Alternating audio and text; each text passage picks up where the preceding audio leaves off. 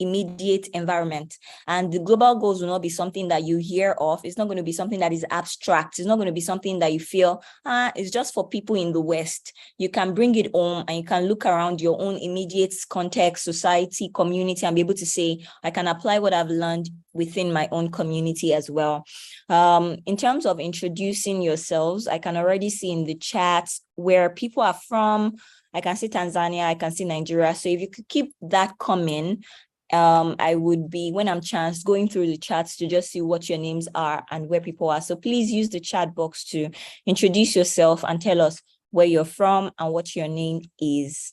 Because I have 45 minutes, I want to believe that I can start this class by introducing the SDGs to us, but in a fun way. So let me first start by asking, how many of us here are familiar with the Sustainable Development Goals? This would not be your first time to hear about it or interact with it or learn about it. Can you put it in the chat? Let me know if this is your first time or you've heard about it before. Wow, I'm just scrolling it. Okay, somebody says, yes, I've heard about it. I've heard about it. Awesome. So let me tell you something about this thing that we're about to do now. Every time I ask that, have you heard about it? Everybody says yes. When we now start the game, that's when you now see people like, I actually haven't heard about it before. But everybody says they've heard about it. This is not your first time. Awesome. Now we're about to play a little game. It's educative. So if you fail an answer, don't worry, you can use that as a platform to also learn, right? So it's an educative game. And the only thing that you need is another device that you can use. So you can use your phones or your laptop, but you would need to be able to see the questions on my screen. So I don't want you to use the same device that you're using to view me and view the screen right now. If you can get a friend to give you their phone or anything that is connected to the internet. And so when you get that, you go to this website. It's called www.kahoot.it. So I'm going to start the game from my end, and you see a game pin, which you then put into your, when you go to kahoot.it to ask you for a pin. So you put the pin there. So 1 second. While I'm doing that, please try to get another device, try to get another phone. I'll be reading the questions out, right? So, but if you think you can do it on this phone, that's also fine. So let's start. Can you see my screen? Can you see the Kahoot loading? Yes, we can. Okay, great. So there's a pin that is going to be showing on the screen now. It's currently loading. Okay, yes. 1124437. So when you go to kahoot.it, it will ask you for a pin.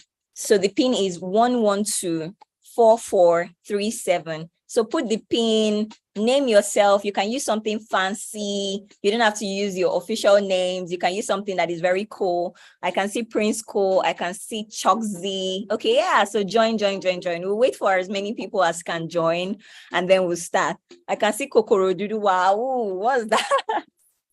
I can see Zaria, I can see Gomiz, I can see Rachel Rainbow, I can see Unfong Grace. Please join in. We can take as many as we can, right? So this is a knowledge testing game. I want to know how well you know the SDGs, right? Because you all said you've heard about it before. And it's also a game of speed and accuracy, meaning that while you're trying, every question is timed. So I think there are like 20 seconds to a question. So you have to be fast in choosing your answer. But while you're also choosing your answer, make sure that you look at the options and you're choosing correctly, because at the end of the day, we would know the winner, and the winner can only be the person who got their answers correctly, and they're also the fastest to put their answers in. So are we waiting for more people to join us? Because we already have quite a number. Should I start? Should we wait for you? Let me know.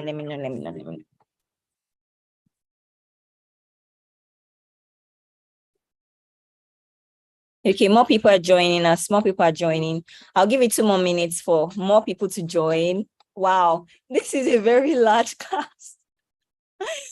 This is such a large class. That's awesome. All right, so more people are joining us. So let's have more people. You can join, you're free. All right, so in 30 seconds, we're going to be starting. So I'll do a countdown from 30 to 1.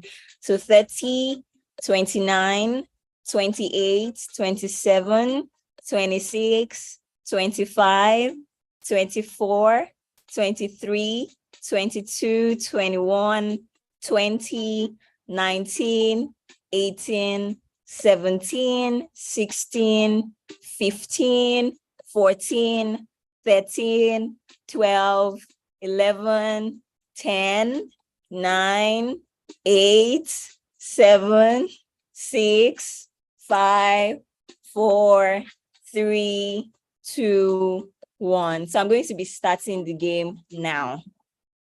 So you're going to see question 1. I'm also going to read it. You be fast to put it up, but also make sure that your answers are very correct, right? So question 1 says, in Africa, which SDG is responsible for addressing the air pollution that generators cause? So the first option is SDG 7, affordable and clean energy. Option 2, SDG 13, climate action. 3, SDG 14, life below water. And then D, life on land. So put your answers, 2 more seconds to go. Amazing. So for everybody that chose, for the 24 people that chose affordable and clean energy, the correct answer is actually climate action. So 17 people got that and every other person missed it. So let's move on to the next. I'm just going to show us the scoreboard very briefly so we can see who is leading. It's currently Silas. So just in case anybody wants to bounce Silas off of the podium. So question 2, what is the target here for accomplishing the SDGs? By what year should we have accomplished the SDGs? Question A, option A, 2030, B, 2027, C, 2040, and D, 2035. 5 more seconds. Okay, time up. Wow. You guys said you know the years. You are the 14 people and the 8 people that chose 2040. I'm very interested. If you chose 2030, you are correct. So you already know that it's 2030. So moving on to the next. Let's see what's the scope. Silas, they moved it from first to third. Yeah, sorry.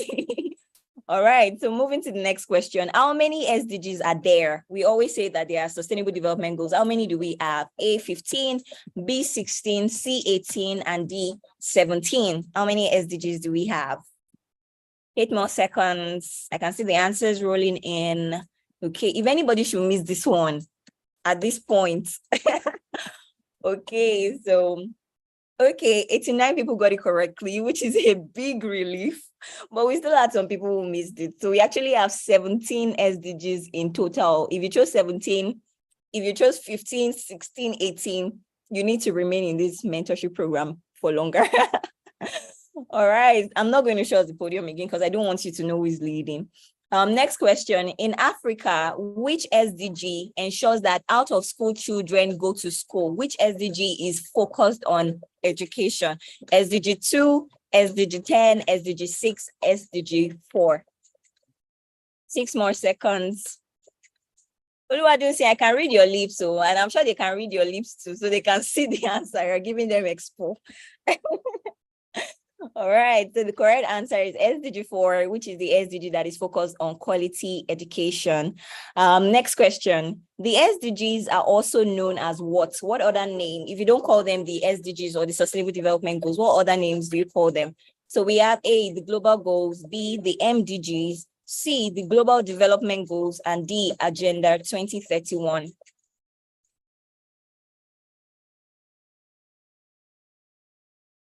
Okay, great. The correct answer is actually the global goals. It might have been confusing if you chose the global development goals, but for everybody else, the answer is actually the global goals. Okay, it's also called Agenda 2031, Agenda 2030 in some cases. All right, so the next question, which of these did the SDGs replace? Before the SDGs, we had something. What is that thing? The global goals, the MDGs, the Treaty of Versailles, Agenda 2031. 1 more second. Great. Wow, I'm very impressed. A lot of people actually knew that. So the answer is the MDGs, and that's what the SDGs came to replace. Okay, moving on. The MDGs, now, what do they stand for? What does it stand for? It's obviously an acronym. So is it the Millennial Development Goals? B, the Millennium Development Goals? C, the money development goals, and D, the Momo development goals.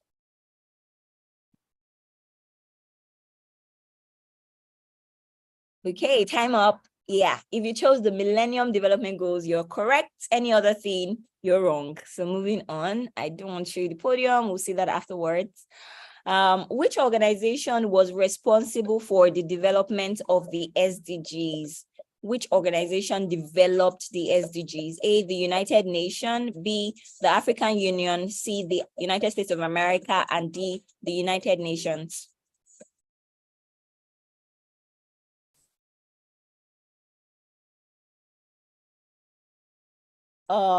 Wait a minute. We have 7 people that chose the African Union. Who are you? Identify yourself. Come out now. I can understand why you might have been confused between the United Nations and the United Nations, but it's actually nations with an S. So moving on to the next question. Let's see who is leading our. Okay, Sammy. All right. Next question. We're almost done. We have a few more questions to go. Which SDG is responsible for addressing the challenge of traffic congestion? When you're on the road and there's so much traffic, your car is not moving, everybody is at a standstill. A, affordable and clean energy. B, industry, innovation and infrastructure. C, sustainable cities and communities. And then D, peace, justice, and strong institutions. Awesome. If you chose sustainable cities and communities, you are very correct. Next question. We have 4 more questions to go, or 3. In Africa, which SDG is relevant to addressing the lack of enough doctors to patients? This is an healthcare. Well, maybe let me not talk. Option A, good health and well-being. Option B, affordable and clean energy. Option C, climate action. And option D, life on land. What's the answer? That's such a steal. Like, it was such a steal. And I was even telling you healthcare for the people that chose good health and well-being. It's either you know it or you're just very good at doing ujuru. And then we still have some people that chose every other thing. The answer to that question is actually good health and well-being. So we have 11, 12, 13, 3 more questions. In Africa, which SDG is relevant to addressing the challenge of unemployment? There are no jobs. Which SDG is addressing that? A, no poverty. B, reduced inequalities. C, quality education. And D, decent work and economic growth.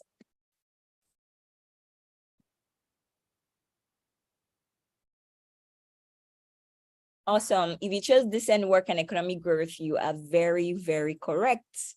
Next question. In Africa, which SDG is relevant to addressing the challenge of poor sanitation? Everywhere is dirty, is not clean, public urination and whatnot. A, clean water and sanitation. B, sustainable cities and communities. D, C, life below water. And then D, life on land. This one is obviously a steal as well. So what's the correct answer? Awesome. If you chose clean water and sanitation, you are very, very correct. Now, to the last question. In Africa, which SDG is particularly relevant to addressing the challenge of child marriage? A, life below water. B, gender equality. C, life on land. And D, clean water and sanitation.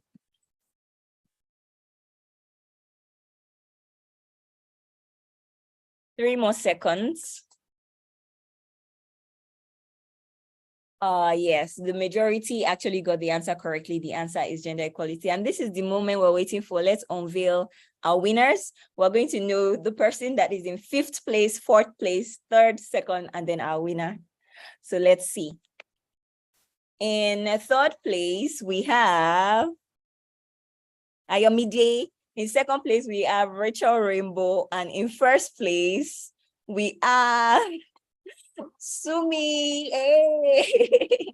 You were actually consistent through it. And I think you can see the runner-ups as well. It showed very briefly, but I couldn't see because my screen. So we have AIIDEV, we have Rachel Rainbow, and we have Sumi. So you guys did fantastic. Everybody did fantastic. Well done. Well done. Kokoro Dudu, I saw you, but I didn't see you at all on the podium. I don't know what number you are. So, but I hope we enjoyed playing that. Now let's move on to our slides. So that was a very short game to introduce us to the SDGs. I'm very happy at how we all did, and I'm sure it already sets a precedent towards what we are going to be learning in today's class, right? So most of the things I'm going to be teaching you, you already have an idea because you played that game first. So the next thing is I want you to look at the screen. There's a picture on the screen, and I want you to identify what problem affecting society or affecting the environment or affecting our economy can you see from this picture. I'm going to be looking at the chat. Let's use the chat box. So what problem can you see from just looking at this picture? What problem is affecting the society that you can see from the picture? So let's see. Somebody says poverty. Awesome. Poor sanitation. Yes, you're correct. Sanitation, dirty environment. You're correct. Poverty, you're correct. Poor hygiene, you're very correct. Clean water and sanitation, correct. Out of school, I like that somebody actually picked that. Lack of education, environmental poverty, sanitation, awesome. So most of us are actually very correct with this. If you look at this picture, you can see a young boy who should be in school, because if you look behind him, you can see another young boy who seems to be wearing a school uniform, right? But this boy is not wearing a school uniform. So that's definitely an education issue. And then when you look at the environment, it's very unclean, it's very dirty, and it can cause so many diseases, cholera, diarrhea, so many things. And so this malaria even. So this is definitely another problem with clean water, sanitation generally. And then poverty is also an issue here, because no one should be living in this kind of environment ever. Now, there is another picture, which is here.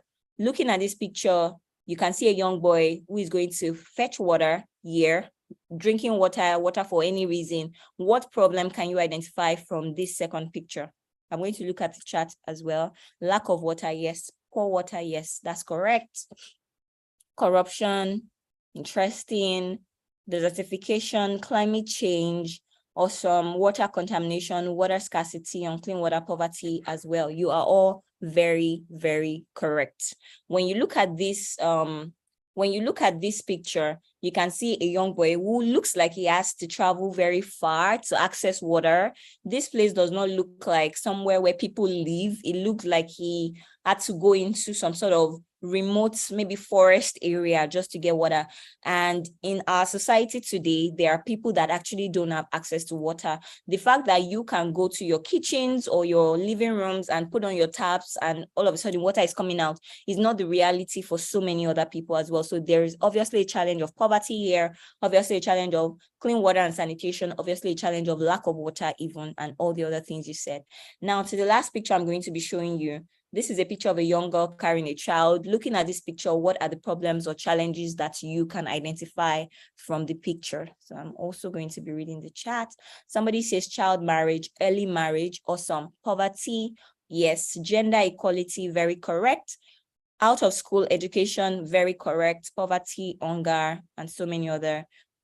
Yes, very correct. So you all are correct. I'm being mindful of my time, and that's why I'm skipping this. I would have loved to take every single comment, but you guys have identified, and everything you've identified so far, they're actually the correct things.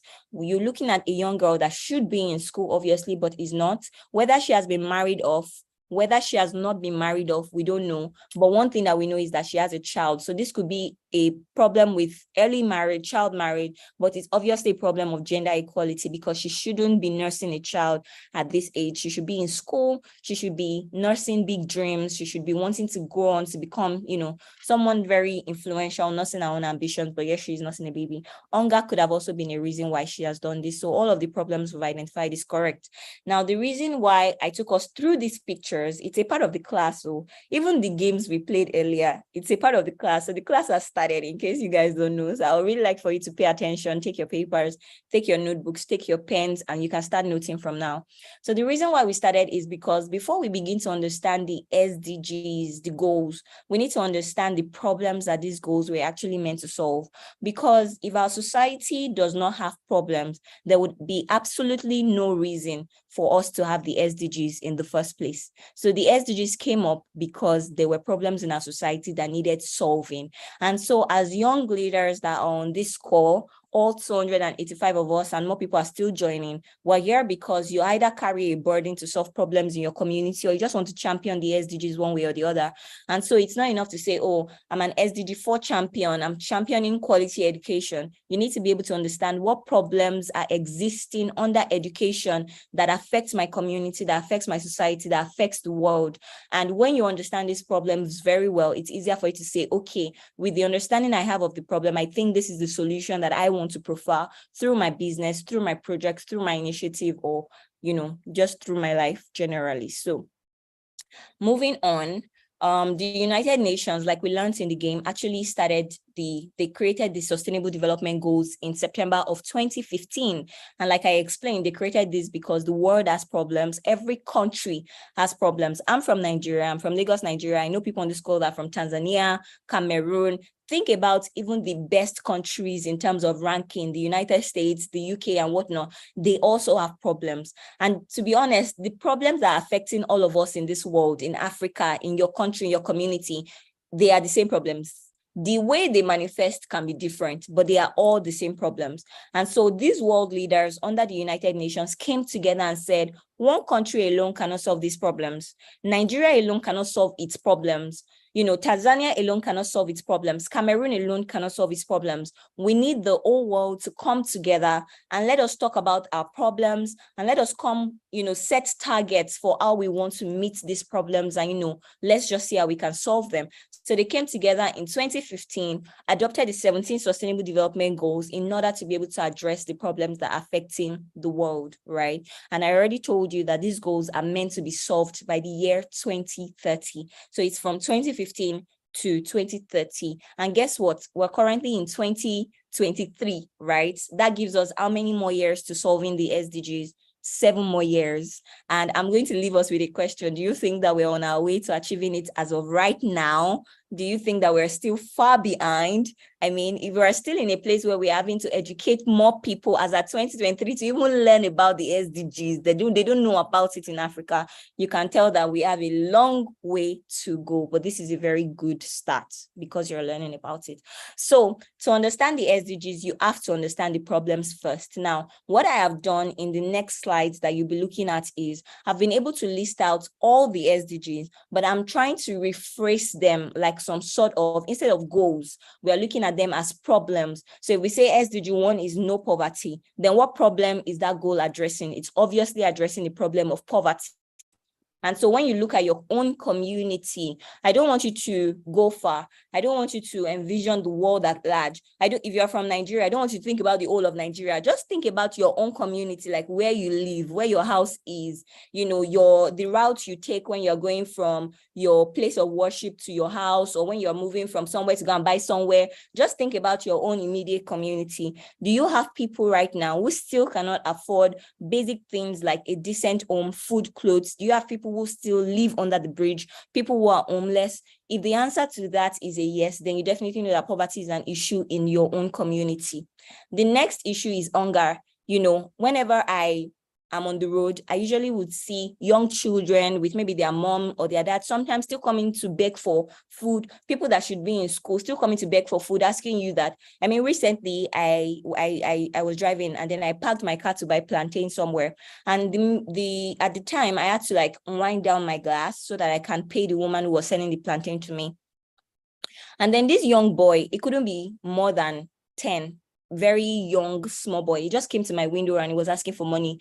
And I told him at that point that, I actually don't carry cash. I don't have money to give you at the moment. And there was this half bottle of water that I had just drank. I had not finished it because there was still water in the bottle. It was just by my car. And he saw it and he was like, "Auntie, can you just give me water?" And, I was really moved because this is something that I was just drinking, access to water. I was just drinking the water. At the most, maybe I won't even finish it. Maybe I'll take it back home, put it back in my fridge, or even throw it away because I can always afford to buy another one tomorrow.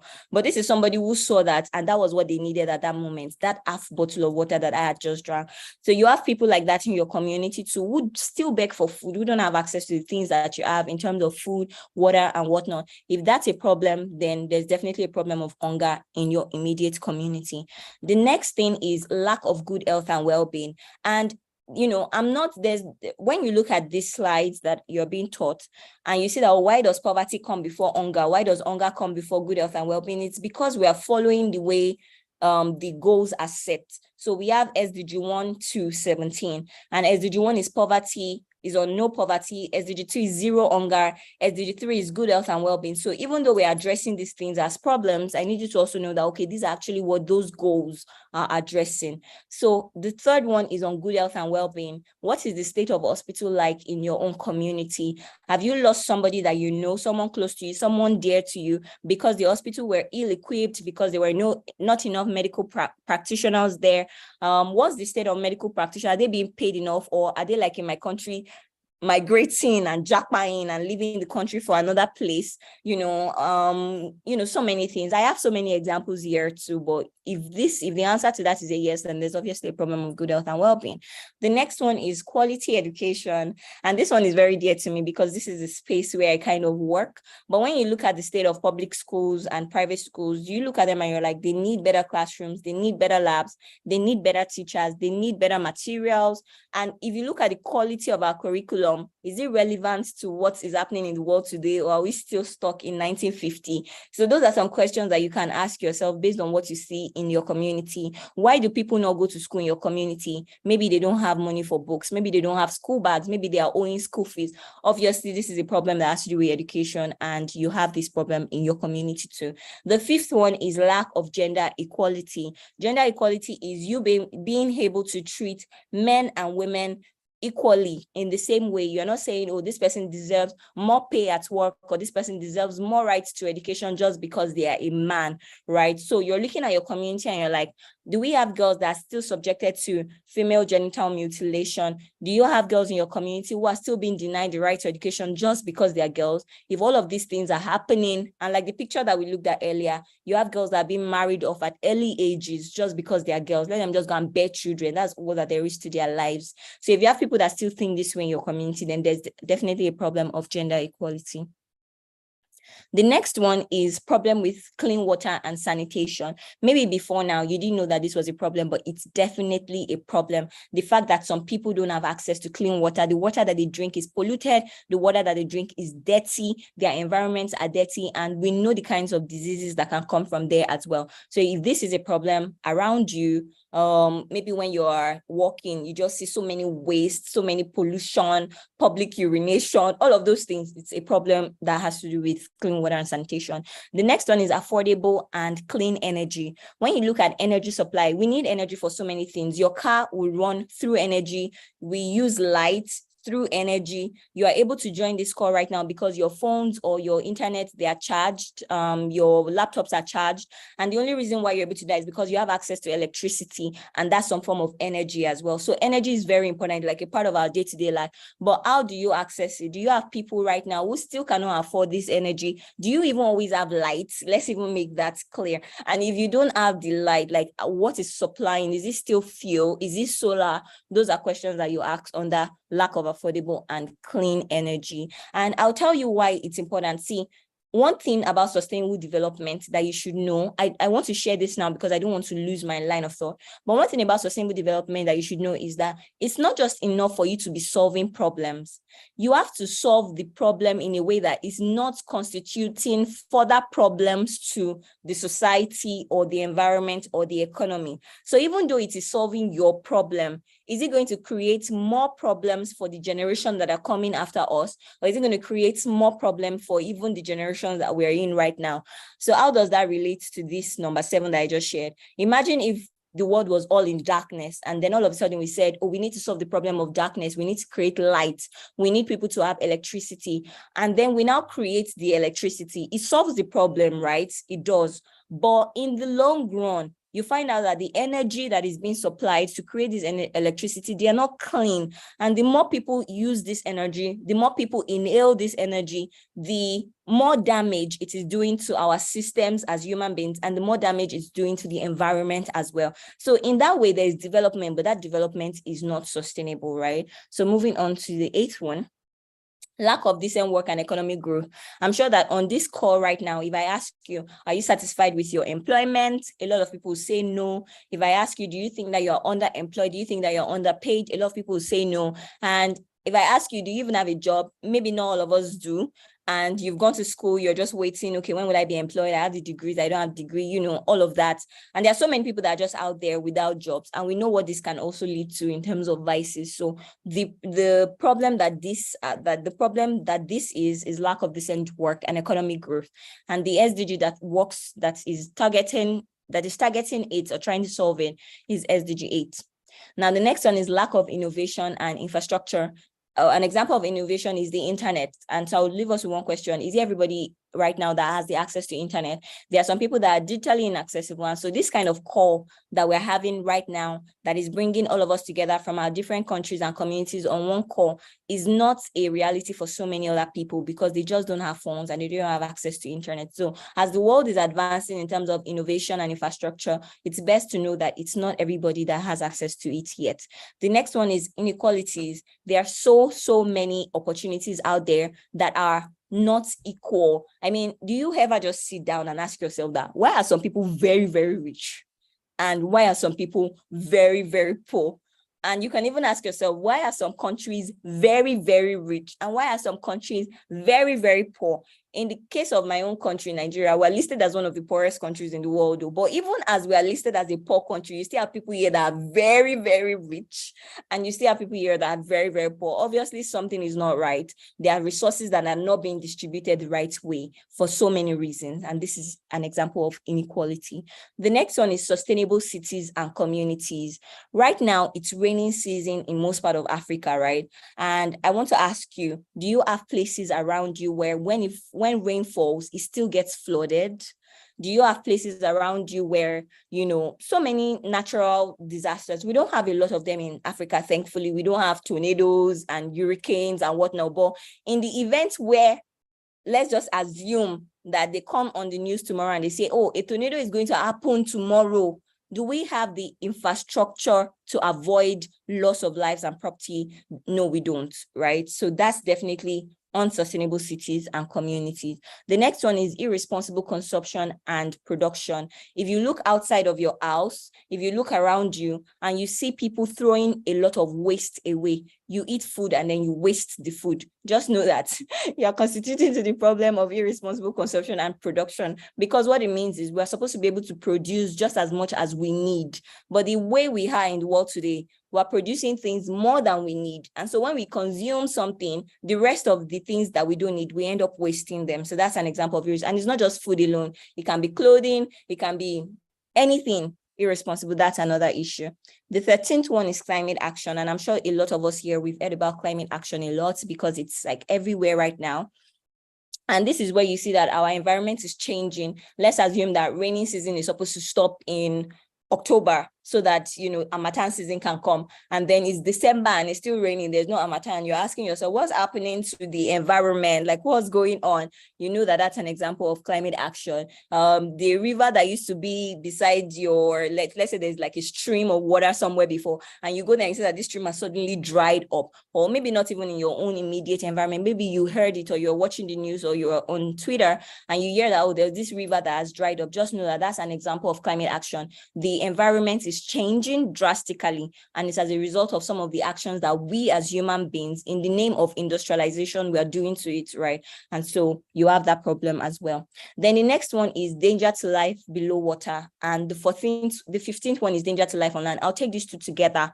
And what does that mean? It means that human beings are not the only living things that exist on Earth, right? We have fishes, we have birds in the sky, we have dogs, we have cattle, we have snakes, we have different animals that exist aside from us. Even trees, they are living things. So we don't just think about development in terms of how it affects human beings. You're also thinking about development in terms of how we affect other life that you can find on the earth, whether they are living on land or whether they are living below water. So how is our action as human beings contributing or affecting these lives? That is some problem that these SDGs affect.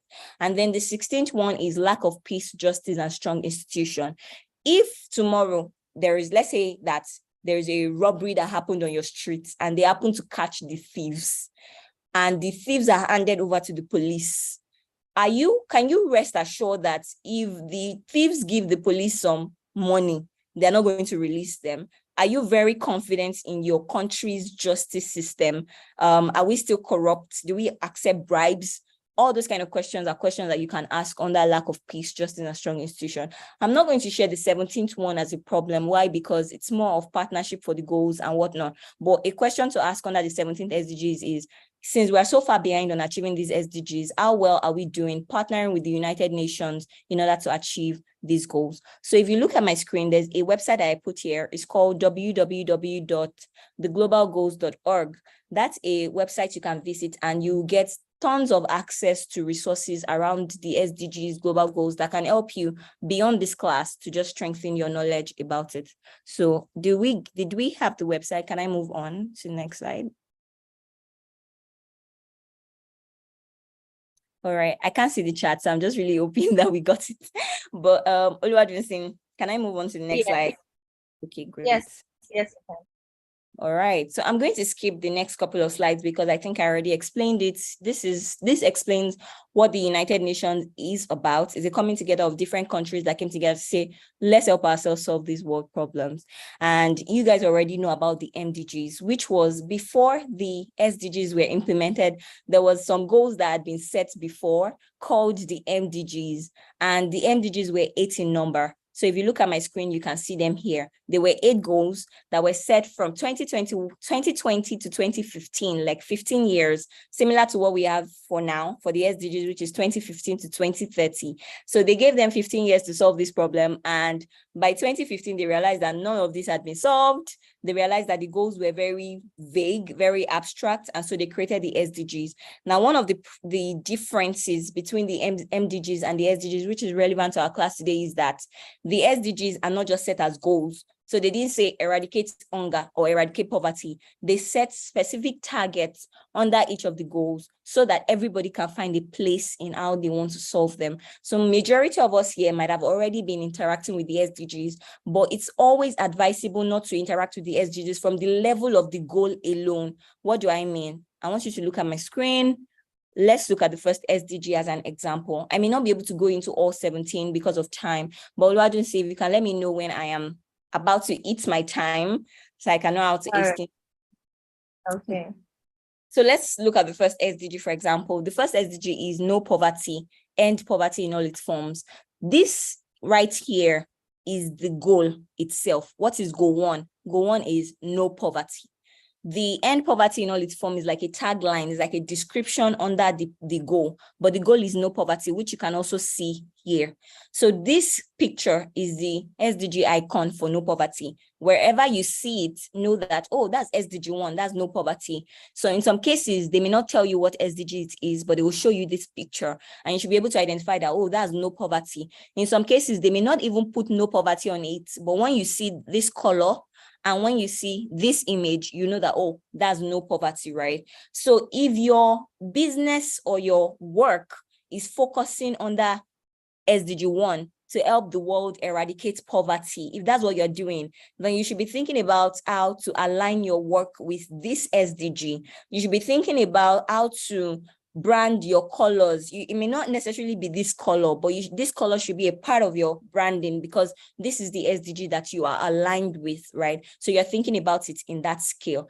Now, when I was talking earlier, I mentioned targets. Now, SDG 1's goal is no poverty.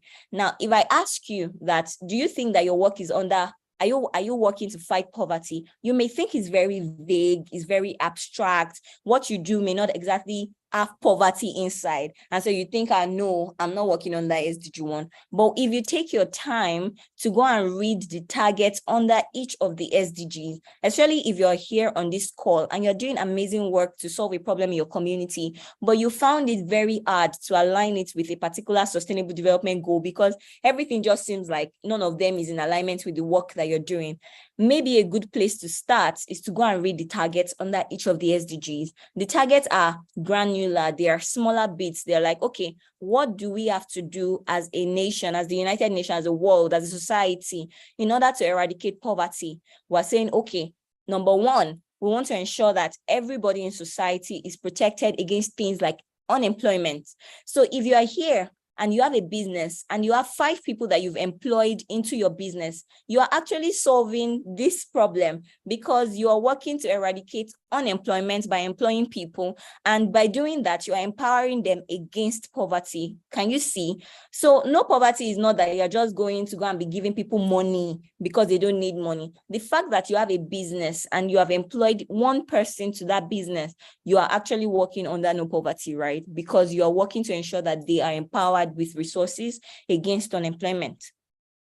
Another thing is support in medical care. Like everybody has access to support services, to medical care. There's nobody that can say, oh, I have malaria, I want to go to the hospital, but I can't go because I know that I won't be treated because I don't have the money. And so if you create an initiative that helps people gain access to things like this, you're also working under no poverty. Now, to answer your question, which I believe is a question that might be in your heart at this moment, is it possible that your work can cut across 2 to 3 different kinds of SDGs? The answer to that question is yes. So while you can be working under no poverty, you could also find that your work is under good health and well-being, under no poverty, but you could also find that your work is under decent work and economic growth. So the answer is yes. But reading this target actually helps you understand what you can do better with your work, what you can do better with your business to align it with the particular SDG that is most related to the work that you're doing. The next SDG is zero hunger. So, but we can't just say zero hunger. Are we a reporter? We can't just wave our wand and say, ooh, abracadabra, zero hunger. And then all of a sudden, hunger will just disappear from the world. It doesn't work like that. If you're going to say zero hunger, what are some of the measures that we need to take in place, to put in place in order to ensure that there is actually zero hunger? And these are some of the things that the United Nations had agreed to. The first one is ending any form of malnutrition for children, for mothers, for the elderly. So when you look at this, you can say, oh, wow, I think I need to create an initiative. I need to create a business. I need to create a nonprofit that is focused on ensuring that I create or improve social programs for children, for mothers. Because you read the targets, you know exactly what to do in order to fight hunger. Another thing is agri production. So hunger is not just, it doesn't just affect people that are working under agri, because I've heard about it a lot. So many people are agri entrepreneurs and believe that they are the ones working under zero hunger. And you that you're not an agri entrepreneur, you now think that, no, my own SDG is different. Actually, your SDG might not be different. If the only thing that you do with your initiative is to identify roads that are very bad, or to identify drainages that are blocked, and then you clear those drainages so that when rain falls, it's not flooded. Do you know that you're actually helping with zero hunger?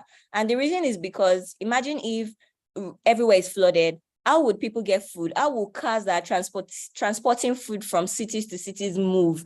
So you may not necessarily have to go to the farm. You don't necessarily have to be an agri professional. But if you go through this target, you'll be able to say, okay, I think that my work, which is to clear drainages, I've read all the SDG, I've read the goals, and I didn't know where it fits. But by reading this target, I'm able to say, wow, I might actually even be doing something to help solve the problem of hunger, right? So moving to the third one. The third one is good health and well-being. And there are so many things that are affecting the world today. We have so many diseases. We have so many pandemics. We have so many endemics. We have avoidable and preventable diseases. We have so many things, right? I had a friend that died recently because she was stabbed. And by the time she got to the hospital, she was still very alive, but the hospital refused to treat her because, you know, she didn't have a police report to report the stabbing and she died there. That's obviously a problem with our healthcare system, where you can look at somebody that is okay and you can just choose to let them die.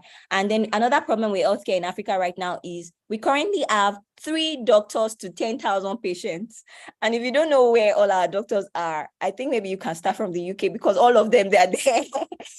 Everybody has gone to the UK. And it's not their fault. It's not the fault of the doctors that are migrating. It's that the system is not creating an enabling environment for them. Imagine going to school for 7 years, reading, denying yourself of your social life just because you want to read textbooks to understand the human anatomy and how to solve issues. And at the end of the day, coming back to work for a public system that is paying you nothing, you know, and these people have lives. They dedicate their lives to this work and they're not being paid well. So it's not their fault that they are moving to another country where they are being treated better. But it also now constitutes a problem for us in Africa, because to 10,000 patients now, we only have 3 doctors. So imagine if they admit 10,000 people in a hospital, it means we only have 3 people to attend to them. So that's obviously an issue. So if you look through these targets, I'm keeping the screen a little longer because I may not be able to go through everything one after the other. But if you look through this, you can see things affecting women who are giving birth, mothers. 5 minutes, ma. Oh, 5 minutes. Okay, I'll run through the rest. You can see things affecting women who are giving birth. You can see things affecting children who have just been born under 5 years old. You can see things affecting the world in terms of pandemics. You can see the fact that people even lack health education. So they're using drugs, abusing drugs. So what you do may not be to solve the pandemic. What you do may not be to help women that are just giving birth or whatnot. Your own might just be to provide proper health education to people. Like you can just tell them that, okay, you're about to get married. Have you checked your genotype? Have you checked the genotype of your partner? You know, this can be the health effect if you don't. That's health education that you're providing to people who don't have it, and you're working under, good health and well-being. Moving on to the 4th one, which is like a people's favorite, quality education, right? Not everybody has access to basic education. And it doesn't just even talk about, the one thing I found interesting about quality education was, at first, I used to think education was just basic education, like you go to school, you have your books, your notepads, and then you just learn math, English, and all of those other subjects.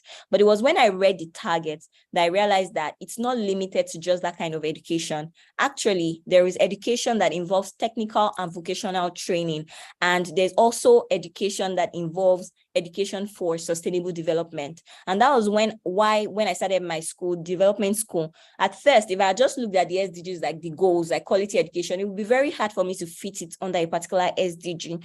But when I saw that, there's actually a target, number 7, that says promote education for sustainable development, it was easier for me to start doing research about education for sustainable development, to see organizations that are working on that, to see the resources that are available to me under it, and to be able to say, okay, the development school actually works under the 4th SDG, which is quality education, but education for sustainable development. So when you read the targets, you definitely find where your work actually aligns. The 5th one is quality education and gender equality rather, and it ensures that all women and girls have to be empowered, at the workplace, at the home front, at the family front, because when you empower women and girls, you are empowering the economy as well. And this doesn't just affect or send the girl to school or stop FGM. It also affects even policies that are being made. The 6th one is clean water and sanitation. And if you look at my screen, you'd be able to see some of those targets here. The 7th one is, I will rush through this, but when we take the Q&A, if you guys have any questions from this, then I believe that we'll have some time to answer. The 7th one is renewable energy, and I think I already explained that when I was talking about the problem. So when you think, it's not just how do I work on that renewable energy, then we're going to start creating solar power. That's not the only thing. When you read more about these targets, when you observe your communities and you learn about the problems that are affecting your communities very well, you'll be able to innovate even more things than what we currently have in existence at the moment. The 8th one is good jobs and economic growth. And this does not just affect us. It also affects, well, let me not say us. It doesn't just affect a demography of people. It affects everyone, including people who are differently abled, including people who do not have the kind of education that we have had. Everybody should have decent work because it grows the economy. There's something I'll say after this, but here are the targets on your screen. The 9th one is industry, innovation, and infrastructure. And I want to give kudos to everybody who is on this call who has some sort of business, whether your business is a small business or a large business, or you have created something, even if it's a non-profit organization. Kudos to you. Why? Because you are contributing to this in a way.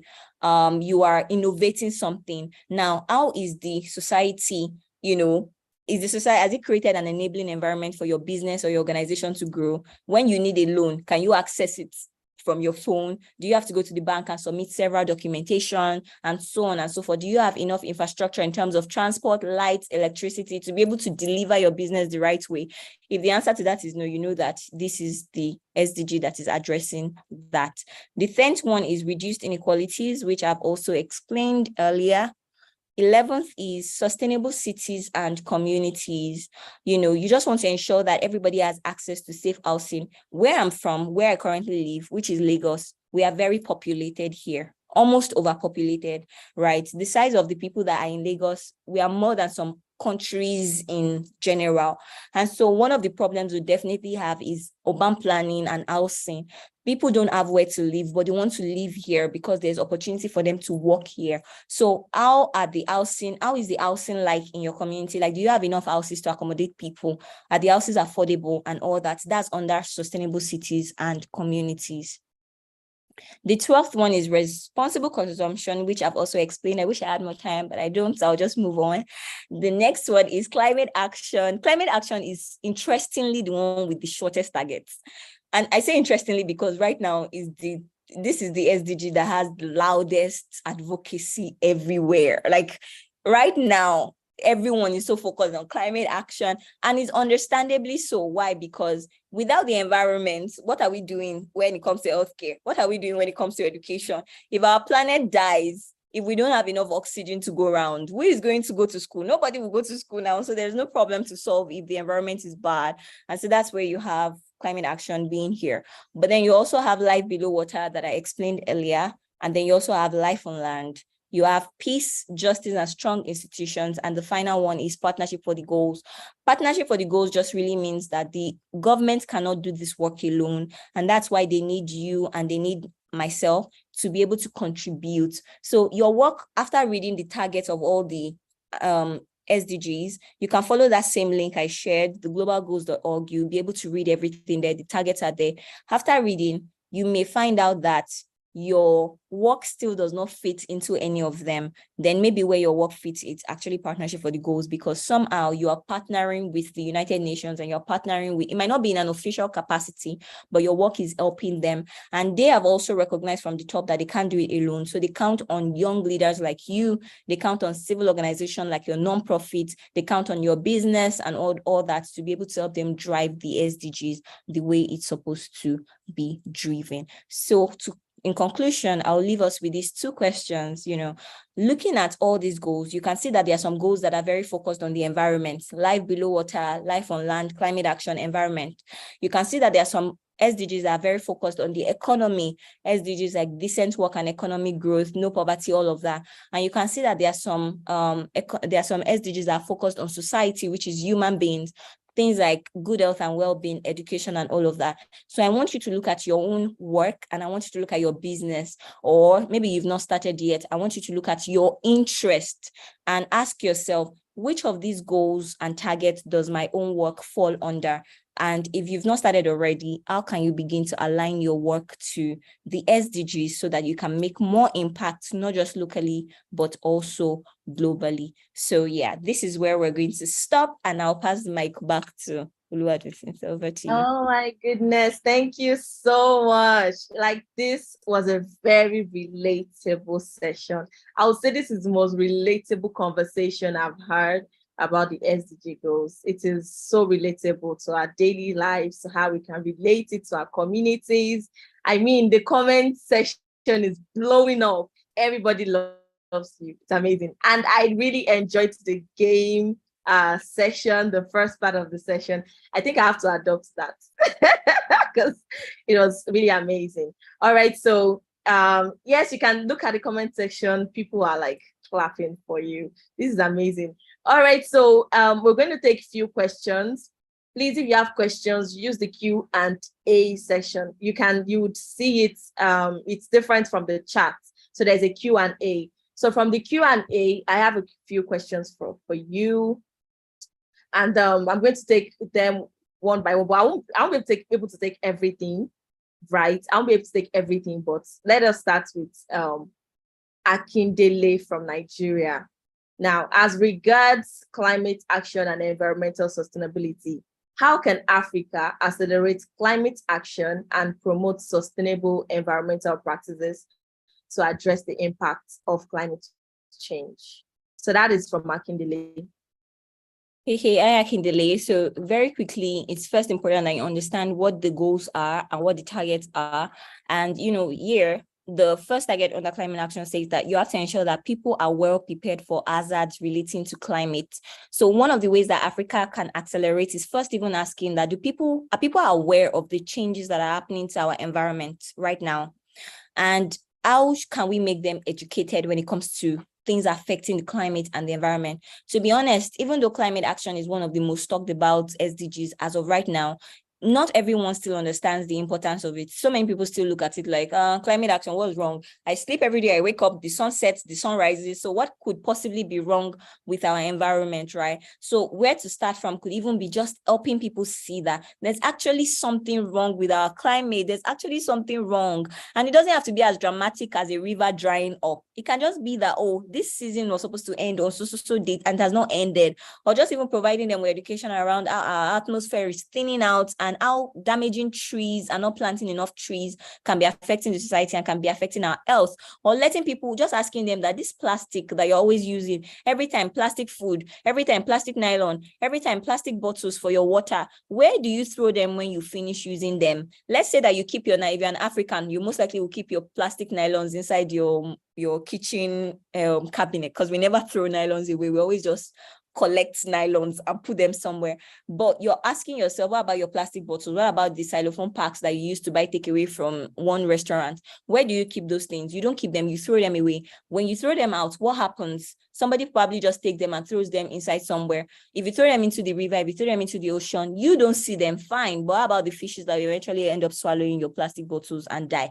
So there are so many things that people need to learn in terms of education, and that's a good place to start. And then also just advocating, letting the government put it at the top of their agenda so that they see how it's important and what they can do. It can be in our school curriculum. That's a way to accelerate it. But the only people that can influence the curriculum right now is the government. If they're not doing this, one thing we can do is continue advocating so that they can do these things. So, I mean, there's no one answer to this question because there are so many things that we can do, but just thinking about climate education and how to help the government know through advocacy that this should be priority in African countries is a good way to start. So I hope that answers your question. Can we take the next question? Yes, great. That was amazing. So the next question is from David from Uganda. So his question also aligns with like 5 other questions. So we'll just take that together. So the question is, how can those people, like, we are change makers here from all over Africa. We have great initiatives, but lack the resources.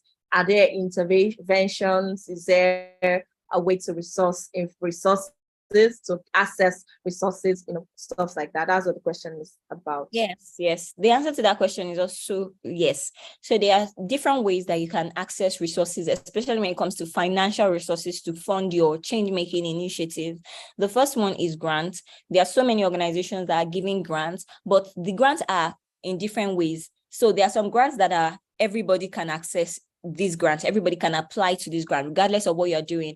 But there are some grants that are tailored towards specific work. So there are some grants that are tailored towards climate action, some grants tailored towards education, some grants tailored towards women and girls. So let's assume that here, what you do as a person is that your initiative is creating reusable sanitary pads for girls so that they stay in school, and you've tried to access funding to create these things. You're not getting the funding because your work is tailored towards quality education. I'm doing this so that the girls can go back to school, but you're not accessing funding. Then maybe you can begin to tell the story of your work as though it's focused on women and girls. So this is also a gender equality initiative, and you can now begin to look for grants that are not just given to quality education, but are also given to gender equality advocates as well. The second is you can structure your initiative as a social enterprise. A social enterprise is an enterprise that is still creating an impact in society. You are still not making profit for yourself, but your organization is self-funding. You are making your own money so that you can pour that money back into the work. And so it means that you are creating things that you can sell. You actually have products and services, almost like a normal business.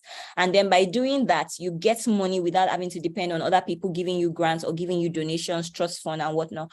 The third one is you can actually even create a business. It doesn't have to be a non-profit. It can be a traditional business. And then you have an arm of your business that is focused on social impact. So you're still a change maker, but you're making money through your business. If you look at UBA, they are making money. It's a bank in Africa. And then you see someone like Tony Elumelu, who also has Tony Elumelu Foundation. If you look at Bill and Melinda Gates, they own Microsoft, but they also still have Bill and Melinda Gates Foundation. If you look at O&O, they are an oil and gas company, but they also have O&O Foundation. So you can call it CSR, you can call it whatever, but you can have a business and have an arm that is, focused on making social impact. So either you self-fund yourself through creating your business as a social enterprise or as a business, or you look out for grants that are given to your type of organization and just continue to apply to them. So I hope that answers your question.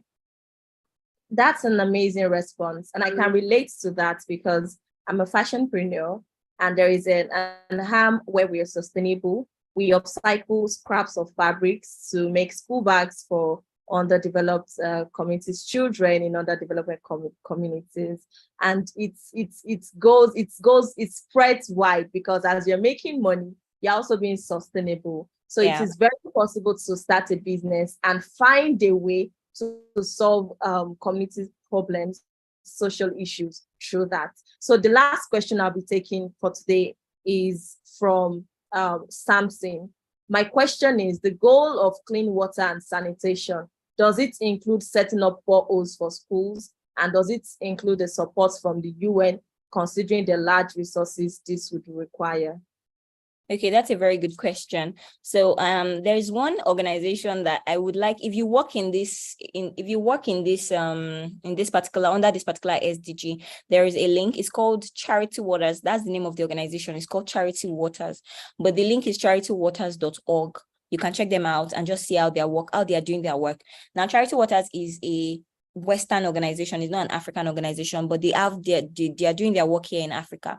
And it wasn't until I found them that I realized that, wow, water is actually a very big problem. So you could find that the reason why some people don't come to school is because they don't have water. And where our health is concerned, water is actually one of the things that we are required to live by every day. There is a, medically acclaimed liter of water that you're supposed to put inside your body system every day. And there is also statistics that show that if you go without water for a particular period of time, it could even lead to death. So water is like that one thing that you can't just live without. You have to use it, not just for drinking or feeding, but, to do other things. You want to take your bath water, you want to wash your clothes water. And so imagine if you have a school that do not have boreholes, they don't have access to clean water. Do you think what kind of environment do you think that those students have to learn? They can't drink water, and at most they have water, but it's expensive to buy. So if you want to establish, you want to create boreholes for that school, maybe they can't do it themselves because it's expensive. They know that you're actually solving a problem on that clean water and sanitation. And yes, there are United Nations bodies. The UN is a very big establishment. And I know so many of us are like, I want to work for the UN, but trust me, they have so many other establishments. Like, it's not just the UN alone. There is the, there's the UNDP, there is the one that is focused UN Women, there is SDSN is actually a UN body. So there are so many organizations. So if you do a bit more research, you find what UN body is actually in charge of, water, clean water and sanitation. And if you do more study on them, you would know what kind of help they require from people like us in order to drive the work that they do. And if you're looking forward to working with them in future times, you can also look out for what kind of requirements they require for young people to be a part of their work and begin to build your skills so that you can grow into somebody that can work in those kind of organizations, But yes, they do have a body that is focused on clean water and sanitation. So I hope that answers your question. That was amazing. I have tons of questions, over 40 questions here in the Q&A spot. Like, there are a lot, but I feel like most of the change makers here are still trying to figure out where their solution fits in the SDGs. There is a lot of questions on, I'm doing this, I'm doing that. Where does the SDG fit in? So I feel like this is the purpose of this class, right? Madam Shin has taught us, right? So we are supposed to go back. We'll be provided with the slides. Everybody will receive the slides, and then you still have an opportunity to rewatch the recording of this. So you have to just go back and study and do your research. Madam Shin cannot answer all those questions right now because of the time. On behalf of AIIDEV, we want to say a big thank you for taking time out to impact us, to share your knowledge with us. And this was amazing. A lot of change makers here are so excited to have you, and even myself, I'm so blessed. So please, you can share your social media handles. It seems they would love to connect with you after now. So you can do that and share your handles with everybody. Thank you so much, Ma, for being here. We really do appreciate you. And you look amazing. I'd love to be your friend. So I'll reach out. Thank you. Thank you very much.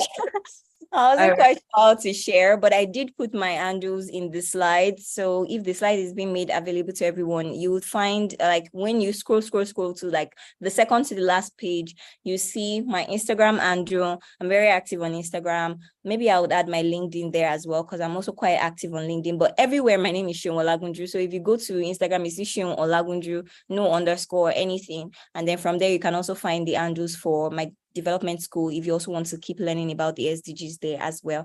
I want to say thank you to AIIDEV because you guys were so professional, and the letter you sent, the email you sent, everything was so professionally done. I just wanted to give you a big thumbs up for this program as well and for all the work that you're doing. Thank you. Thank you so much, Ma. Thank you so much. So moving on to the next agenda for today is the Module 3, Transformative Actions and Approaches to Achieving the SDGs. And this will be led by the industry experts, Mr. Golao Pierre Oyelaki. I hope he's here. I hope he's active here. Okay, so Mr. Golao is the founder. Okay.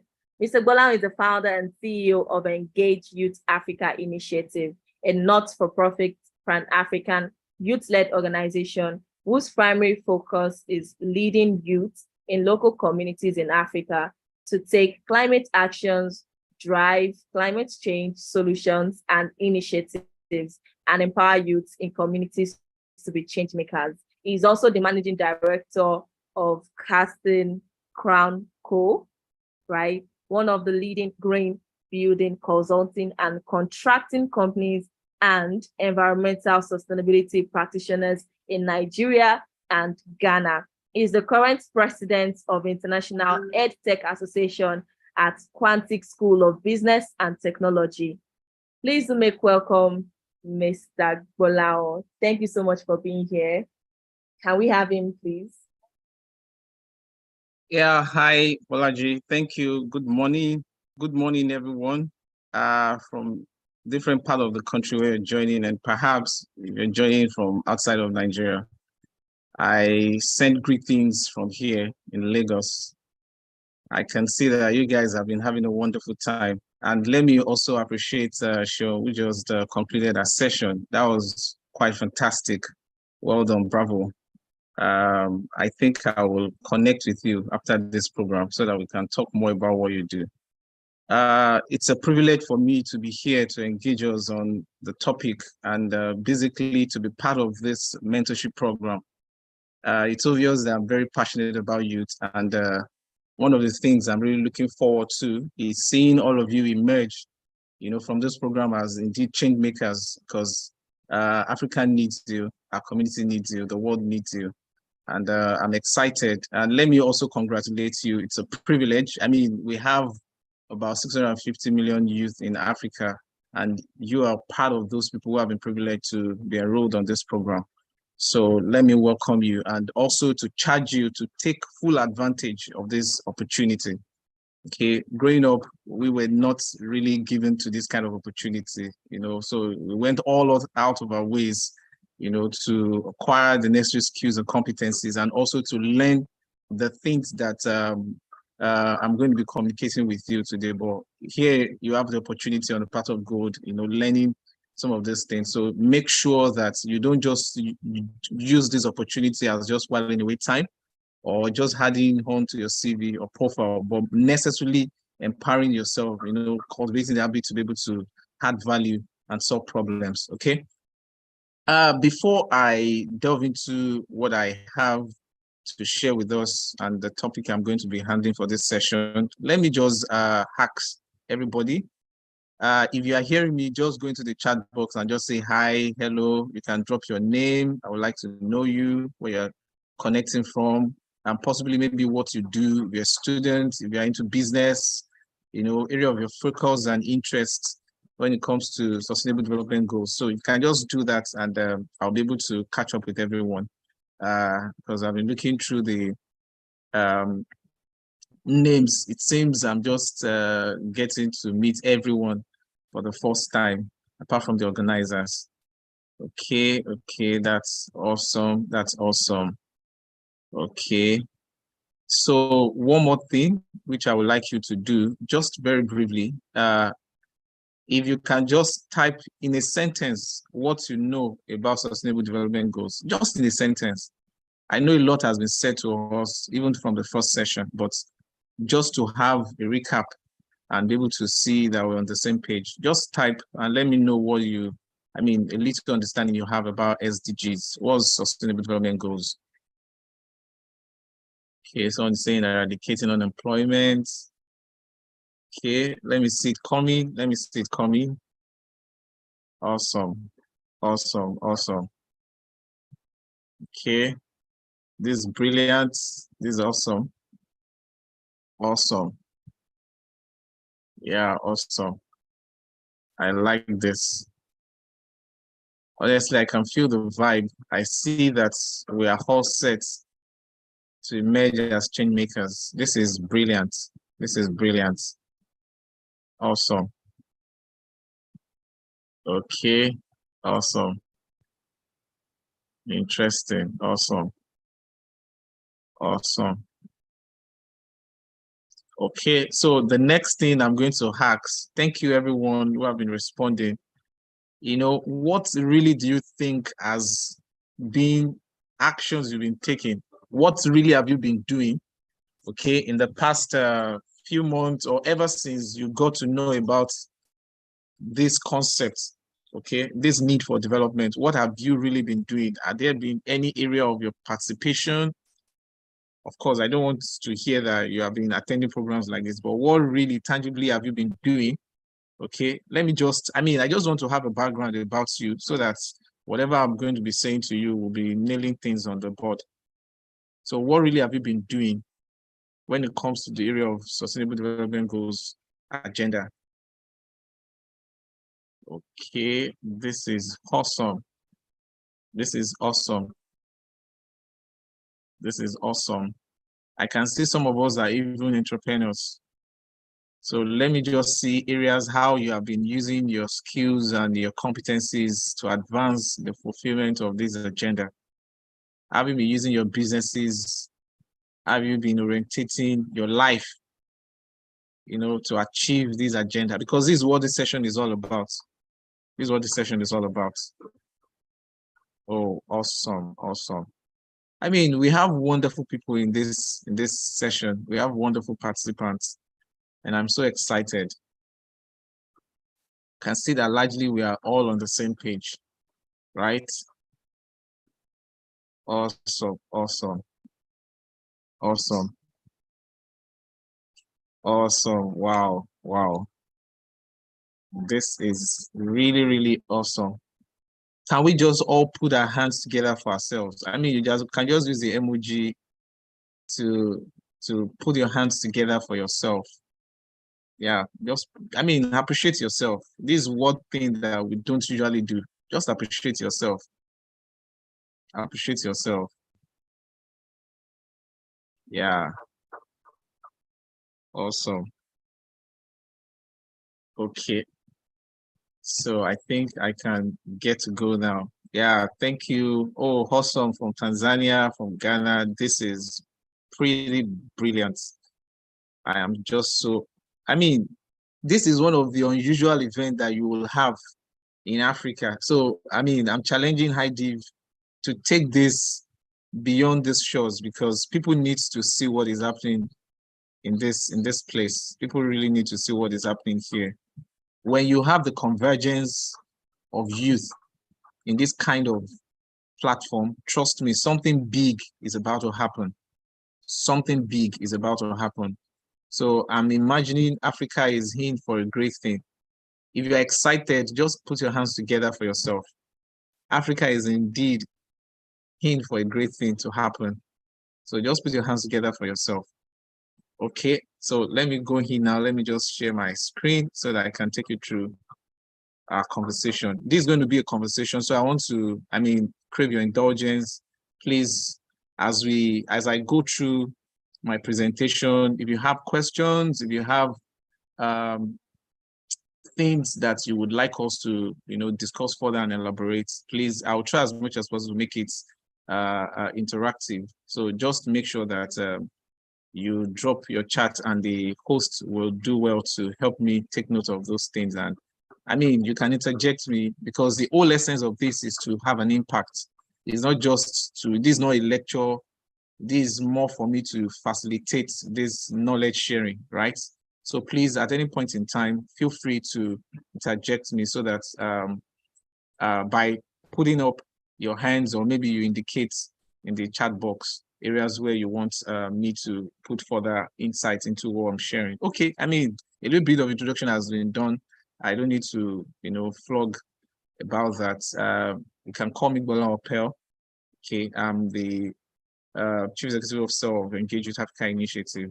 So like the host introduced, we are basically a Pan-African youth initiative, and we also participate within the network in ensuring that we achieve the Sustainable Development Goals, which is targeted towards 2030. And we're doing our path, and part of it is exactly what we're doing here today. So what I will be talking about, what I'm going to be facilitating about, is to look at transformative actions and approaches that we need to consider in order for us to be able to achieve these goals. Can someone tell me how many years do we have between this year and 2030? How many years do we have to go? This is 2023 and 2030. How many years? How many years, anyone? That's a very simple mathematics.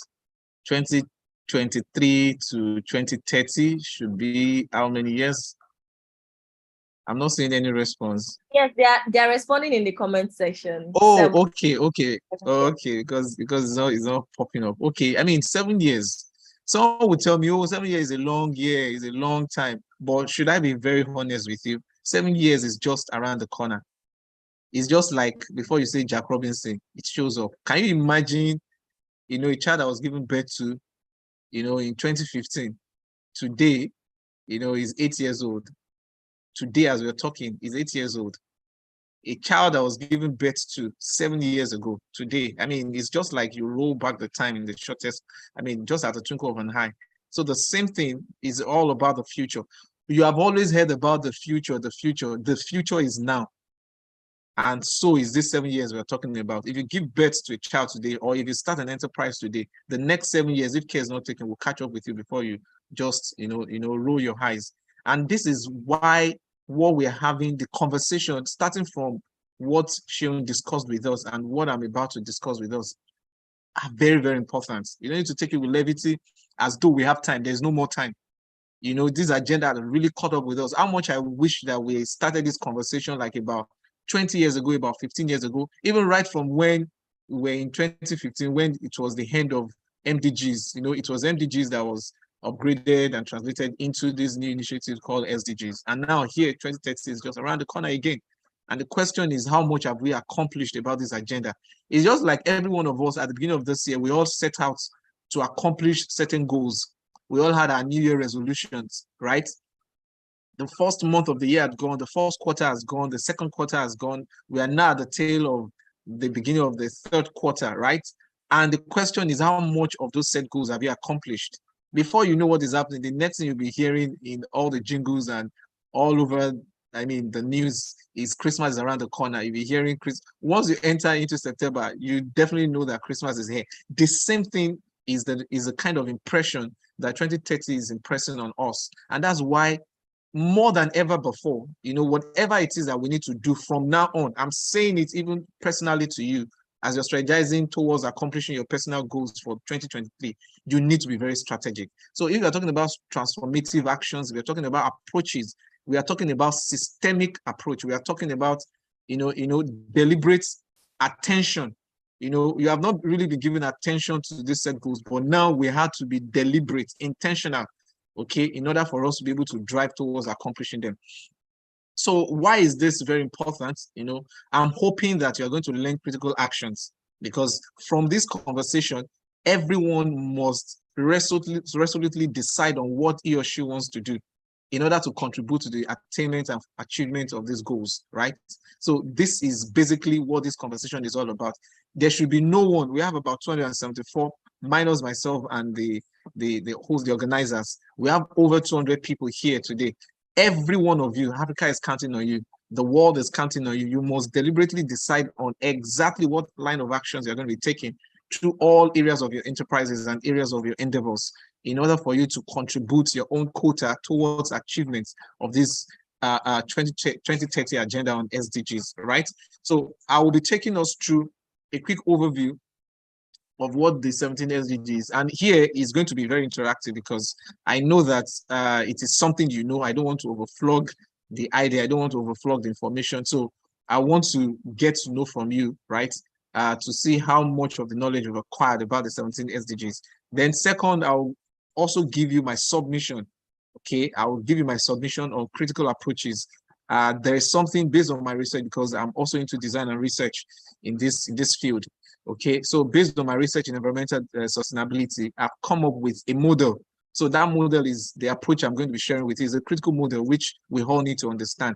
Then finally, I'm going to be also submitting to you, 4 critical, transformative, systemic actions that we all need to take and participate in. And this is going to be at a higher level. So I'm not just going to be relating with us at a lower level, because like I said, this agenda had gotten to a critical point where systemic actions has to be taken, strategic actions has to be taken. And this is what we're going to talk about, and then we can take a Q&A afterwards. Okay, so before I go into this systemic action, let me just, everybody go into the chat and let me hear, just put in from goal 1. And when you're answering, just put the goal in front, like goal 1, this is it, goal 2, up to goal 17. So I want us to mention all the 17 SDGs, all the 17 Sustainable Development Goals. I want to see us mention them. Don't worry, I'm not going to call your name to explain any of the goals because they are extremely self-explanatory. That's another thing interesting about this agenda. Unlike so many other frameworks around the world in different development schemes, this particular scheme, this particular agenda is self-explanatory. When you see goal 1, very, very explanatory. Goal 2, very explanatory. So I want to see us, please, let's keep bringing in him. Goal 1, goal 2, thank you. Yeah, correct. What about goal 4? I see we have been mentioning goal 1, 2, 3. Goal 4, thank you. Goal 5. What is goal 5?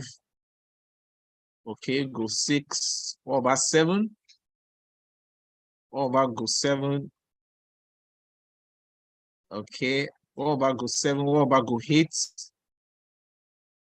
What about goal 8? Okay, someone mentioned 13, 5, okay.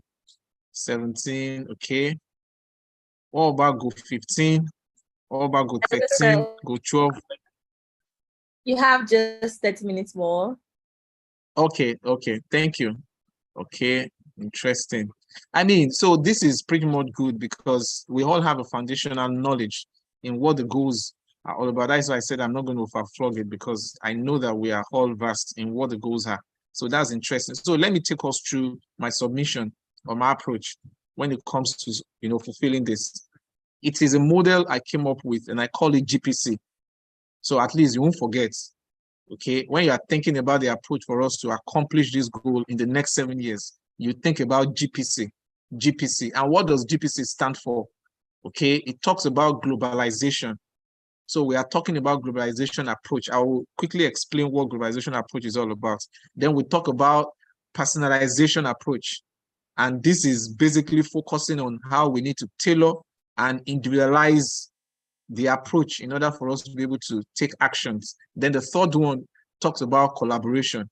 So these 3, globalization, personalization, and collaboration, are the systemic approach, the systemic framework that we need to adopt, if at all, if for any reason we are aiming to achieve these goals, change the statistics, for the next 7 years. So when we are talking about globalization, what do we mean by globalization? I'm sure that this is not the first time you're going to be hearing that the world we live in is a global village. I'm sure you must have been hearing that the world is a global village. The world is interconnected.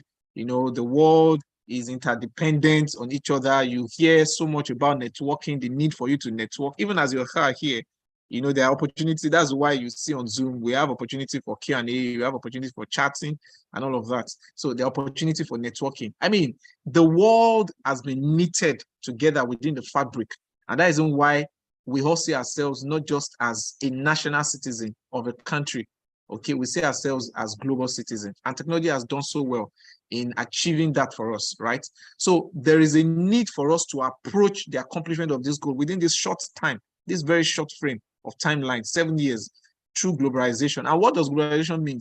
It's talking about how human interacts, how we'll integrate within a culture. That's when you're talking about people setting, or we are talking about institutions or a system of governance, either with similar characteristics or dissimilar characteristics. That's why we are talking about the need for diversity. That is what globalization is all about. And every human action and activity must be seen from that perspective. So whatever it is that you are doing as an individual, you have to see it from a global perspective. You don't have to be a national warrior. You don't have to be a national winner. You have to begin to see yourself as a global winner, as a global citizen. Whatever you have set out to do with your enterprises, whatever you're set out to do with the knowledge you're acquiring, you have to begin to see it at a greater scale at the global level. And this is what globalization is all about. Because before now, more efforts, more attention has been given to communities, has been given to lower level of globalization. Like you talk about society, you talk about community, you talk about street, you talk about closes, you talk about association. Now we are talking about at a greater level, because if greater thing will be achieved, it has to be achieved from the greater level. Imagine two people have been accomplishing things. How do you think the result will expand by the time 1 million people come together to achieve the same feat? The impact will be greater, right? And this is what the concept of globalization is all about. Two countries or a few countries within ECOWAS has been coming together, and even at then, it has not really been effective.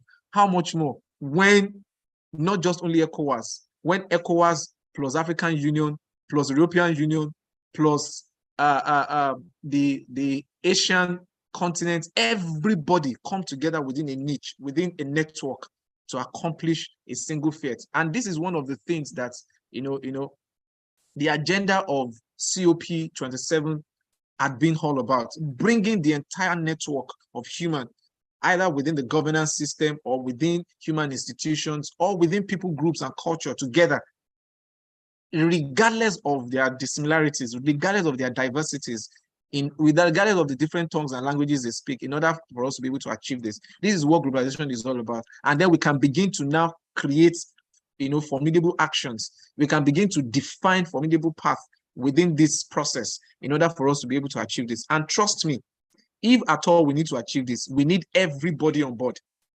from all our countries, from all our counties, from all our government system. We need everybody on board to begin to put hands together, to begin to forge a unified effort in order for us to focus on this singular agenda, in order for us to be able to achieve it. The second approach talks about personalization.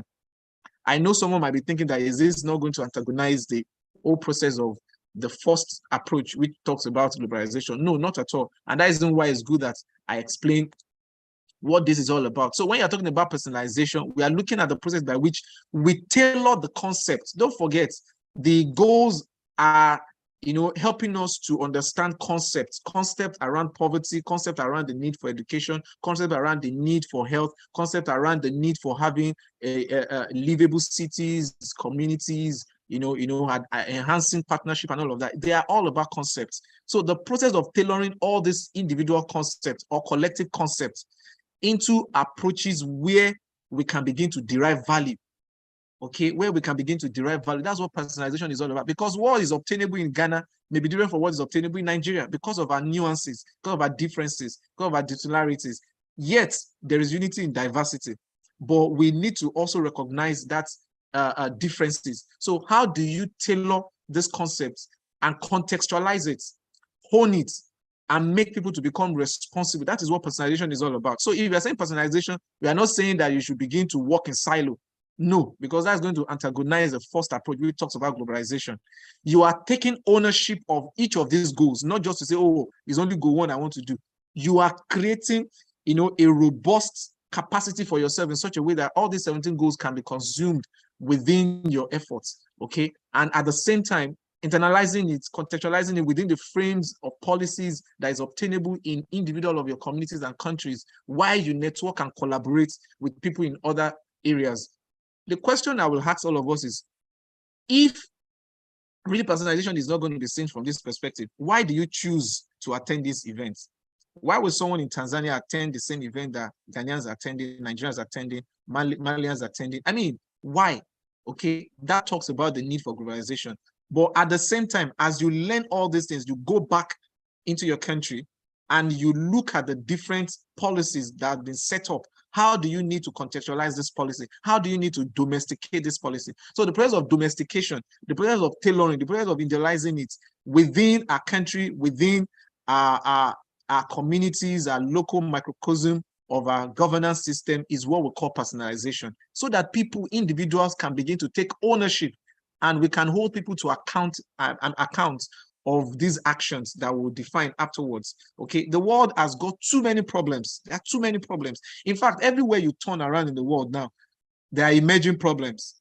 Every new region brings on its own emerging problems. Yet, it seems as if people are not taking responsibility. People are not taking conscious actions in order to solve those problems. And that is what preservation is all about. People taking that action, seeing themselves, turning themselves into change makers. And I love the fact that that is one of the things that we call ourselves in this community. We are change makers, right? So how do we ensure that we emerge as change makers, innovate solutions, create possible solutions? This is what personalization is all about. And also, personalization will lead to us creating innovations, because by the time you begin to personalize these problems, one of the things that will happen is, from our differences, from our uniqueness, we begin to bring about innovative solutions. We begin to push the frontier of development, and more actions that will create relevant solutions, will be made, through our collective networks. Okay, the third one talks about collaborations. So what exactly are we focusing on when we are talking about collaborations, right? Number one, we are looking at the process by which we enhance people's disposition to work together. Okay, I mean, as human beings, we love to work alone. We love to just stay alone. We love to be alone. We love to dine alone. But that is not what is needed for us to achieve this goal. So we need to come together. Okay, we are talking about networking. We need to come together. So collaboration talks about the process where, in spite of all our differences, we come together to achieve a common goal. SDG 17 goals are what I see these 17 goals as the nexus. There's no one that doesn't need empowerment when it comes to poverty. Everybody needs empowerment, regardless of the language you speak, regardless of your tribe. Like they say, poverty is not sensitive to a particular tribe. Okay, once the system had created avenue for poverty, it affects everybody. Okay, once you have bad health system, it affects everybody. It is not selective. Okay, so there is a common goal that we need to achieve, and that is to combat all the nuances that these goals portend. And that is why collaboration is very important. So we need to begin the process by which we all see, as you are there in Ghana, we're here in Nigeria, you are there in Tanzania, you are in South Africa, you are in Malawi, you are in Botswana. Everybody needs to come together.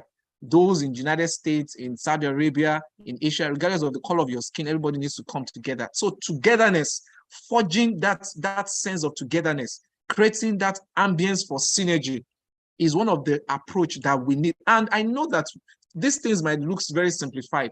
They are not, because you still have people who are discriminating here in Africa. You still have Africans discriminating against Africa, and yet we want to talk about accomplishing this goal. You go to some borders, even here, when you are moving along the border of Nigeria, you get to Aflao, that's the border between Nigeria, between Togo and Ghana. You see, once you share, you flag your green passport, oh, Nigerians are here again. That mentality has to change. We have to have that sense of brotherhood. We have to have the sense of oneness, right? So that we'll be able to appreciate all the creativities that individual diversities are bringing to the table. So it's like 1 will chase 1,000. You can imagine what 2 will chase. That is not even arithmetics, because arithmetics, they will tell you 2 cannot chase 10,000. This is like something that only happens within the human frame. Okay, so we are not talking about mathematics here. We're not talking about science here. We are talking about reality of what is possible that can be forged when humans come together. Like, for as many of us who are Christians, in Tower of Babel, there was a story in time past of people coming together, and they were able to build a tower that will reach up to heaven. Okay, and that has been the crux of all civilizations, of all inventions. Okay, even all the technologies we're having now, that something is impossible is to the limit at which we refuse to come together. Once we come together, it is so I'm telling you categorically that with collaboration, the next 7 years will see the achievement of this goal 2030. We'll see the achievement of 17 goals. And that is why we need to come together, create that formidable effort in order for us to be able to set the goals as our main agenda, as a common agenda, in order for us to be able to trust ourselves, communicate effectively in spite of all the differences of our languages, and also create that effective leadership that we need, that will lead us into that future. So let me just quickly move, because I would like to take questions for within the remaining time of my session. Let me just quickly give you an insight into some of the strategic actions. And like I said, these are very strategic. So you won't see me come here to come and tell you, oh, you need to do this, because we have gone beyond that. What you as an individual can do is not enough, right? It's not enough for us to achieve this in the next 7 years, because some of us, it will take us even 1 year for us to decide on taking an action. So it's not just going to be enough. There's a saying that iron sharpens iron. So it's a counter of a friend to his friend. That is what is achievable within the network. So the first thing is we have to ensure that our countries establish policies. There are still many countries that doesn't have policies around SDGs. It's so unfortunate. And yet they are claiming not to be developed. It's so unfortunate. After how many years of pushing these efforts, there are so many countries, there are so many people who have not adopted this policy. So there has to be that strong narratives around people formulating policies that will not just only adopt the SDGs, but will integrate SDGs into other existing policy. For instance, in Nigeria, we have existing policies like ESG. We have it economic, social, and governance. Then we also have policies around CSR, upon which people devote amount of money to do collective work to impact community, society. These are existing policies in all our countries that we can integrate sustainable development goals in order for us to achieve it. So you have to understand, how does each of the 17 goals connect? So don't just know the 17 goals offered. No poverty, no good quality education, all of that. How does good quality education connect with poverty? When people are poor, hungry man is an angry man. That's what they say. So when someone is hungry, definitely you cannot have a good city. You cannot have a developing community, because they become nuisance. Nuisance value increases. So no matter how much development you are doing, they will destroy. At times when I drive through city here in Lagos and I see vandalism, I laugh, because government spends so much on infrastructure development, and few months down the line, people destroy them. People even go to cut these materials, they steal the materials to sell. It's because of poverty. So what are the policies around our economy that ensures pulling people out of poverty? These are what we are talking about. So we have to be strategic in formulating policies that really solve problems, not the one that just promote politics, not the one that just give people relevance in terms of, oh, let them know that they are there. We are talking about policies that solve problems, that targeted toward frameworks that are targeted towards addressing issues, borderline issues, and this can be done in a comprehensive way. The second one talks about education, and I'm going to be very aggressive about this, because that's why I said it has to be an aggressive step. The action has to be aggressive, okay? We must get to a point whereby we see, uneducated society as a sin. If there's going to be anything we'll call a sin, okay, in sustainable development, it has to be no education. Education must become a necessity. It must become a necessity. And it becomes not just an ordinary policy, but an orientation. The way people are now becoming reoriented about life, people giving different meanings to life.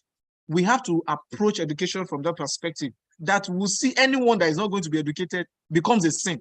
So it now becomes, onus now lies on us to define what kind of education we want to give to people. Is it going to be formal education or informal education? It's going to be technical education, it's going to be non-technical education. And it's interesting to know that not everybody will be formally educated, but everybody must be educated, however formal or informal. We have currently, because this is another industry I work in, there is a serious skill gap in Africa, and the number keeps growing within the technical industries.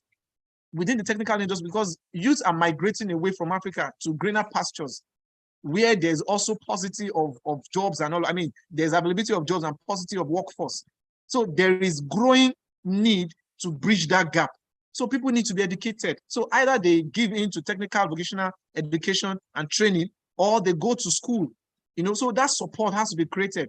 So government and every one of us must support this. And I love the fact that, this is one of the areas where Seun is working in. So more of us need to go into that social area where we create more opportunity for people to be educated. So education must be seen as a necessity. This is an action that all of us, don't tell me that you don't have money, so there's nothing you can do about education.